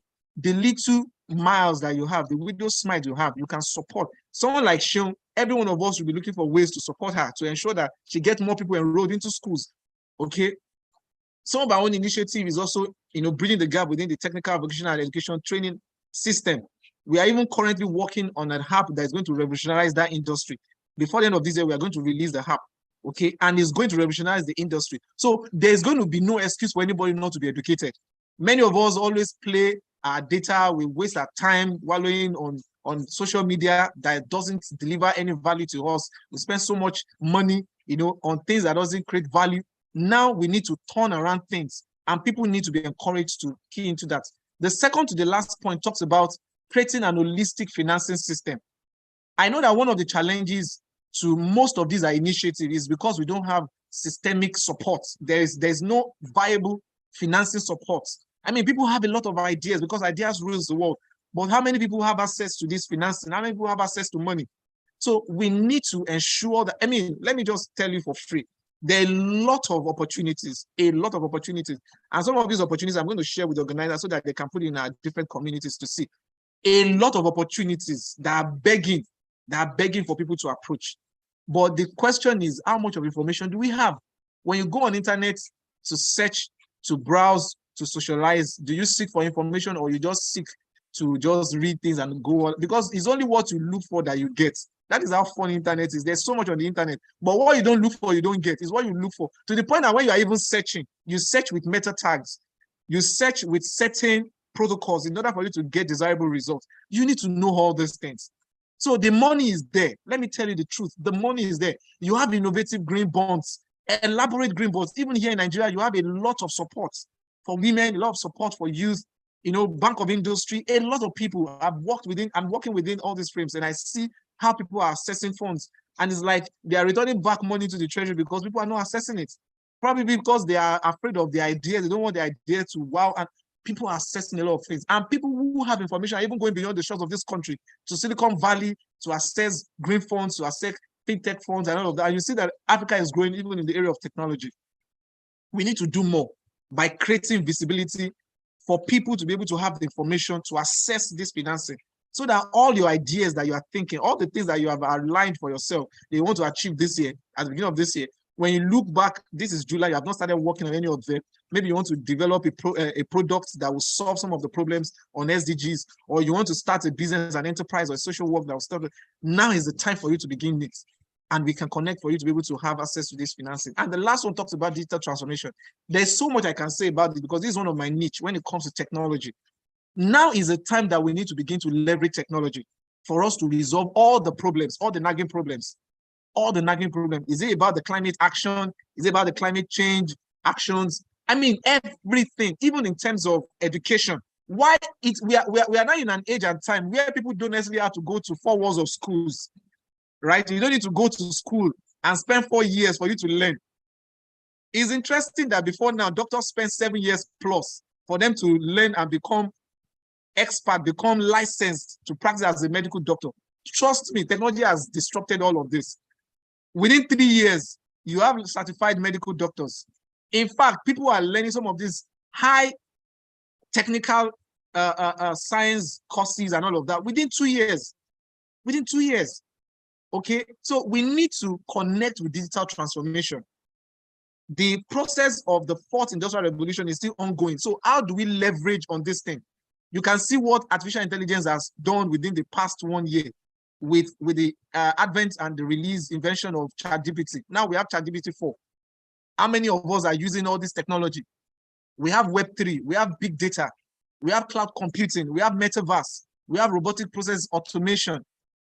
So how many of us are using it? So we need to leverage this in order for us to get desirable results in solving all these problems. Even in terms of when you go into critical areas like agriculture, we have to use technology for us to deploy solutions to agricultural needs. I mean, people are developing a lot of technology. The use of drones to monitor and also to process agricultural products and all of that. These are things that we need to do. So that by the time we are now talking in the public, by the time you and I move into the space to educate more people, they will see results because people relate easily with results. Nobody wants to kind of like just keep hearing all of these things I'm talking about. People want to see results and relate with results because results are undeniable. So I'm going to stop here. There's so much I can say, but let me just summarize all of these actions into what I call project management. Project management, okay? And what exactly is the correlation between project management and all the strategic actions? If you understand what a project means, it's a temporary endeavor. Why is it temporary? We have 7 years. 7 years, 7 years. So it's temporary. It's a temporary endeavor that you have to execute. You have to carry out. You have to carry out within this time frame of 7 years. Okay, in order for you to be able to achieve desirable results. Yes, I'm rounding up now. In order for you to be able to achieve desirable results that will bring about this fulfillment of the agenda. So if you don't have skill in project management, if you don't have skill in how you need to expand your portfolio in achieving project success, trust me, no matter how much you have, money does not get results. Money is just an instrument, is a tool, is merely a tool that enables you to get results. But no, money is not what gets results. Otherwise, all billionaires in this world will be the best set of people that gets results. But money is not what gets results because what you don't know, you don't know, right? So once you have all the requisite skills and competency as a competent project manager, then you can lead even smaller or medium scale or large scale projects successfully. Because we can't afford to be working within the frames of project failures. There are too many abandoned projects within these SDGs. When you go into the north, you go to some of our African countries, money has been spent on projects and we can't see the value. So we have to begin to change our perspective into value proposition. How much of value we deliver to people, not how much of money we spend that does not turn into value. And this is what project management is all about. So this is what encapsulates all the actions. All the actions. I'm going to end here so that I can take questions and also take reflections from everybody. There's so much that can be said. I could have gone into the route of taking each of the goals one by one because of the experiences of time. I've been able to just summarize all these actions. Whatever actions you want to pull from each of the goals, sensitive to each of the goals, are summarized within this frame of the 4 approaches I've given. Thank you.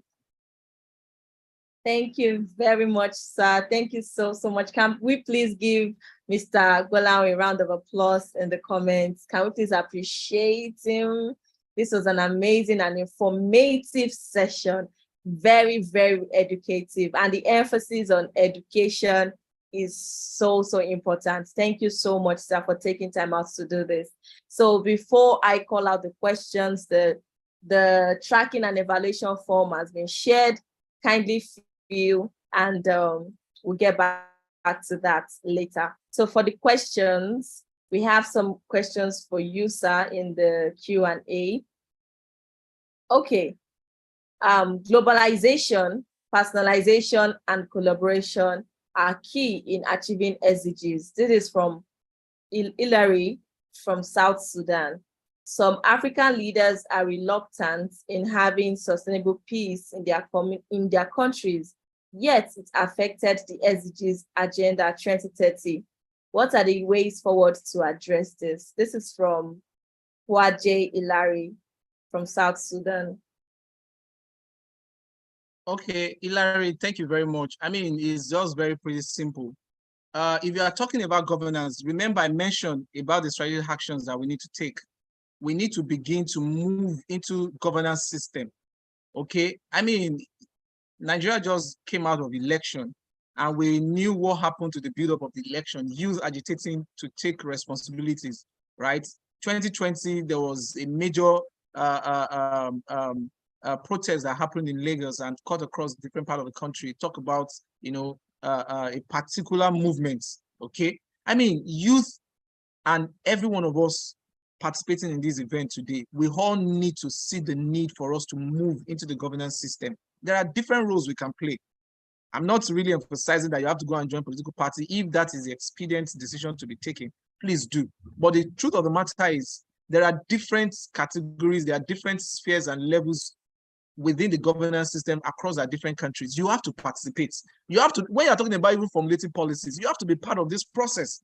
You have to be part of this process because you can't sit aloof and expect that people who don't know all that we are discussing about will go out there and implement or even carry them out. It's not possible. But you that you are knowledgeable, that you know this thing, you have to move within that space. You know, I also got a glimpse of this. And one of the things that we do within our organization now is to help government formulate policies pro bono without collecting any money. Governments don't want to do it, or they want to do it, they don't know the process. We will get it done for them, right? So we have been helping government to formulate policies that is sensitive to, and you know, when you are doing it, because you have a goal, you have an agenda in mind, you will target it towards how it's going to accomplish that agenda. And this is how we've been doing it. At least we've been able to assist about 2 states in Nigeria about that, and we are looking for opportunities to even do more, right? So that is one of the things you need to do. Forget about who are in government, because people who are currently in government will definitely change hands. You know, it's like soldier come, soldier go. So after their years, they will leave and come back. So you need to also strategically position yourself to be a major influence, not necessarily because you want to take over the leadership, but a major influence to determine why this thing has to be driven. I think that's the easiest way to go about it. And if you are given opportunity, when you get there, you definitely have to implement it against all odds. Okay, so from Ishe Lowo, I'm sorry if I didn't pronounce that right. How big are we allowed to dream with our proposed solutions? Wow. This is interesting. Honestly, if you are talking about dreams, your dreams should be unlimited. I mean, should be boundless. Your dream should be boundless. And there should never be you know, one of the free gifts of life is dream. Nobody pays to dream. Okay, if you pay to dream now, you may say, okay, because I don't have money, so I can't dream big. But trust me, because it is free for charge, free, you don't pay any dime, dream big. In fact, I say dream biggest, because dreams now have competitions. In this time age, trust me, dreams have competition. So dream biggest. Be unique about the way you go about your dreams, and also strategic about you go about turning your dreams into reality. And this is one of the things that we do. We move and encourage youth through this mentorship program to turn dreams to reality. So trust me, you're in a good hands. You're in a good hands. Whatever your dreams are, write it down, put it down. This mentorship program is going to help you to turn your dreams into reality, but dream big. Don't limit yourself. Don't let your society, your upbringing, or the limitations that these unfulfillment of SDGs has created to us in terms of poverty, bad health system, on education, and all of that. Don't let all these nuances limit the approach to which you give to your dream or how big you are going to dream. Dream big. Every achievement, every innovation in life starts with a dream, says Ben Carson. So dream big. Don't limit yourself. Thank you. Thank you so much, Mr. Golan. We had an amazing session with you. It was so impactful. Thank you. We learned a lot. Thank you so much for taking time out. And on behalf of AIIDEV Africa and the team, we want to say thank you. And we look forward to seeing more of you on other platforms and other programs that we're going to have. Thank you very much, sir. No problem. Thank you. I appreciate everyone. Enjoy the rest of the event. Thank you, sir. All right. So moving to the information session, the tracking and evaluation form has been shared. I see a lot of people saying they have filled it, but it's the same as attendance.